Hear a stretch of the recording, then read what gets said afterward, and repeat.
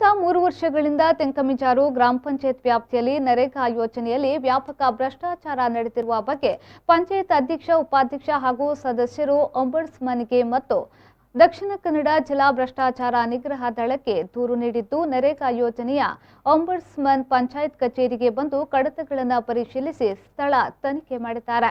ಬಡಕಮಿಜಾರು ಗ್ರಾಮದ ಪಿದಮಲಿಯಲ್ಲಿ ನರೇಗಾ ಯೋಜನೆಯ ಕೆಲಸಗಳಲ್ಲಿ ಕೆಲಸ ಮಾಡದೆ ಹಣ ತೆಗೆದಿರುವುದು, ಪಂಚಾಯತ್ ವ್ಯಾಪ್ತಿಯಲ್ಲಿ ಕಿಂಡಿ ಅಣೆಕಟ್ಟು ಕಳಪೆಯಾಗಿರುವುದು, ಅಭಿಯಂತರರು ಅಳತೆ ಮಾಪನದ ಪುಸ್ತಕದಲ್ಲಿ ಹೆಚ್ಚು ಮೊತ್ತವನ್ನು ನಮೂದಿಸಿ ಸುಮಾರು 30,000 ರೂಪಾಯಿ ಹಣವನ್ನು ತೆಗೆದು ದುರ್ಬಳಕೆ ಮಾಡಿರುವುದು, ಪಿದಮಲಿಯಲ್ಲಿ ಒಂದೇ ತೋಡಿಗೆ ಹಲವು ಹೆಸರುಗಳನ್ನು ನೀಡಿ ತೋಡು ಹೂಳೆತ್ತುವ ಮತ್ತು ಪ್ರವಾಹ ನಿಯಂತ್ರಣ ತಡೆಗೋಡೆ ನೆಪದಲ್ಲಿ ಲಕ್ಷಾಂತರ ರೂಪಾಯಿ ಅವ್ಯವಹಾರವಾಗಿರುವ ಬಗ್ಗೆ ದೂರು ನೀಡಲಾಗಿತ್ತು. ತನಿಖಾ ವರದಿಯನ್ನು 10 ದಿನದ ಒಳಗೆ ಸಿದ್ಧಪಡಿಸಿ ತಪ್ಪಿತಸ್ಥರ ಮೇಲೆ ಕ್ರಮ ಕೈಗೊಳ್ಳಲು ಮೇಲಾಧಿಕಾರಿಗಳಿಗೆ ಸೂಚಿಸಲಾಗುವುದು. ಇನ್ನುಳಿದ ಕಾಮಗಾರಿಗಳು ಮುಂದಿನ ದಿನಗಳಲ್ಲಿ ಸ್ಥಳ ತನಿಖೆ, ಮಹಜರು ನಡೆಸುವುದಾಗಿ ಒಂಬಡ್ಸ್ಮನ್ ರಾಮದಾಸ್ ಗೌಡ ಅವರು ಪಂಚಾಯತ್ ಅಧ್ಯಕ್ಷರಿಗೆ, ಸದಸ್ಯರಿಗೆ ತಿಳಿಸಿದ್ದಾರೆ.